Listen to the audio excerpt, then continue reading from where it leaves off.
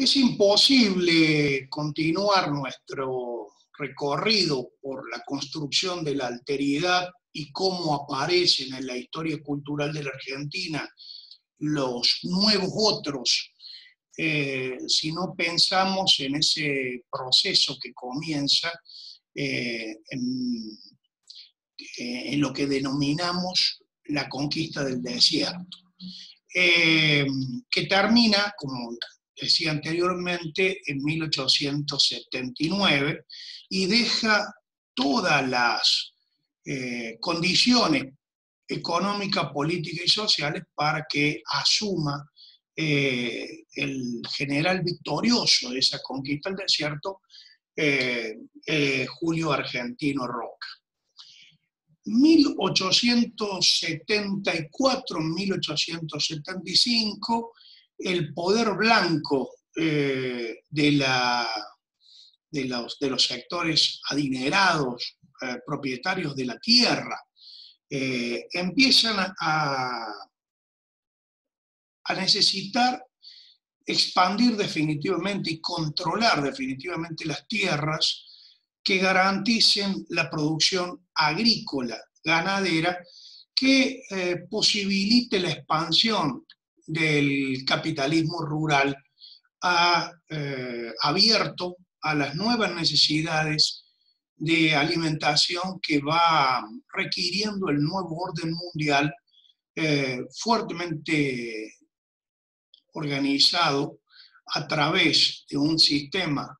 de países centrales y de países periféricos que generan las materias primas y giran esas materias primas que van a parar a los centros de transformación, especialmente en Europa y más particularmente en Inglaterra,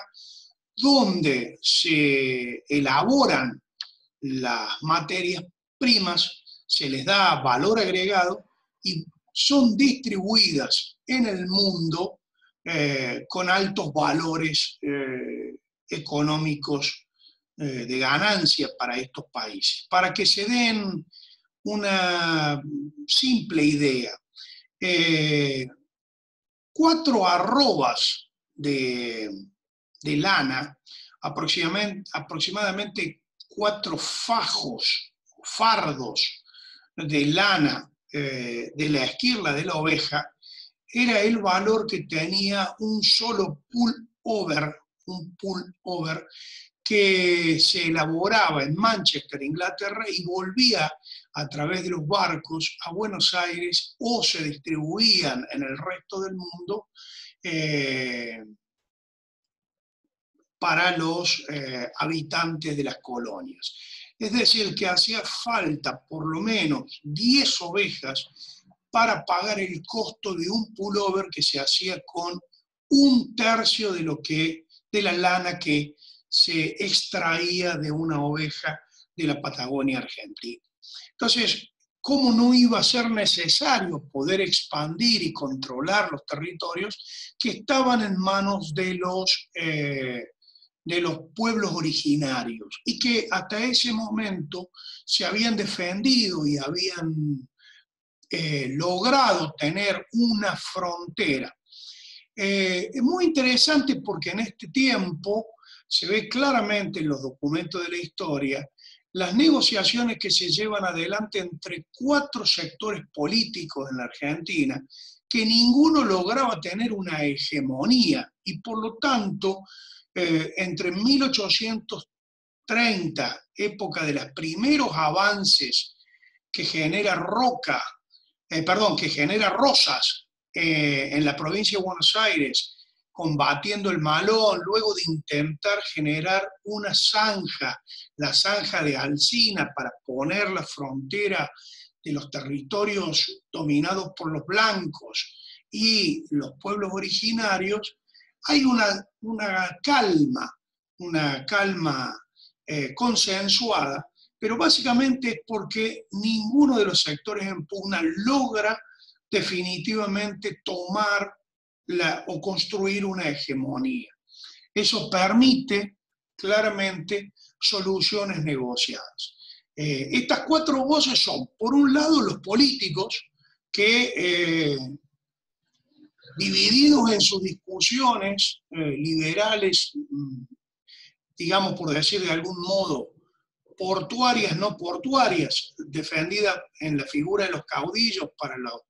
los líderes del interior, sobre todo muy fuertes en el norte y centro del país, la aristocracia y oligarquía bonaerense que controla el puerto de Buenos Aires y que necesita seguir ampliando su frontera agrícola ganadera. La Iglesia Católica, que lleva adelante desde tiempos inmemoriales, desde la conquista, una idea de, digamos, de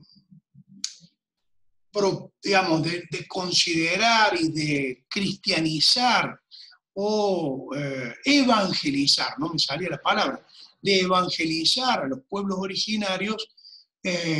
lo que impide en el discurso la consideración de que estos indios o estos pueblos originarios no fueran esclavizados o no tuvieran una salida por la esclavización, como se habían hecho en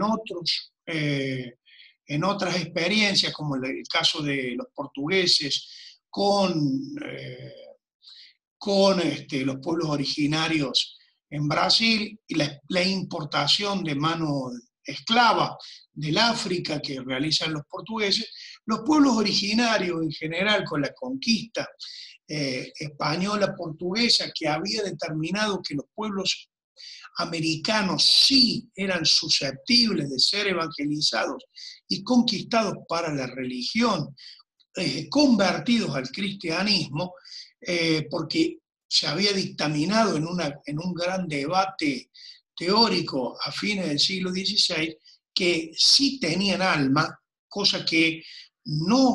era lo que había ocurrido cuando se conquistó el África. Estos pueblos originarios sí tenían alma y podían ser evangelizados, siempre y cuando fueran sumisos a la dominación. En caso de no ser sumisos a la dominación, sí se los podía atacar y matar. Pero lo cierto es que la Iglesia Católica en la Argentina hace un esfuerzo por contener el hambre o la sed de sangre que el ejército argentino, al servicio de los sectores más conservadores y propietarios de la tierra, de la oligarquía bonaerense, o de la pampa húmeda, porque esto también se podría extender a ciertas zonas de Córdoba, Santa Fe y Entre Ríos, querían llevar adelante con la conquista del desierto. Este es un poco el proceso de tensión que va a comenzar a resolverse con la batalla por la conquista del desierto que lleva adelante el general Roca. En algún momento de la historia argentina es muy claro visualizar esta tensión, cómo se resuelve y cómo la Iglesia queda de lado en su discurso pacificador, cómo la sociedad civil, el ejército se alinean y logran vencer a esa voz que no tenía voz, que era la de los indios. Los cuatro actores en tensión, ejército, política, iglesia e indios, están en una tensión permanente por la construcción de una paz o una zona de frontera y de convivencia. Obviamente que la voz de los indios está presente en el archivo de la ciudad de Río Cuarto. Es muy interesante porque se encuentran documentos de las negociaciones de la paz. Y ahí están las transcripciones de los lenguaraces. Lenguaraces eran los aborígenes que hablaban el idioma de los cristianos y podían interpretar para sus pueblos originarios estas negociaciones. Están registrados ahí en este archivo de la ciudad de Río Cuarto las negociaciones de paz que se mantienen, uno de los tantos archivos que quedan en la Argentina, donde se ve claramente cómo se mantiene esta negociación por la paz.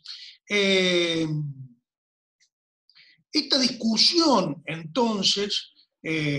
comienza hacia 1875, 1876, a inclinarse hacia la solución de la guerra. Y la conquista del desierto en realidad ocurre apenas en 2 años, entre 1877 y 1879, con la llegada de los Remington, los rifles automáticos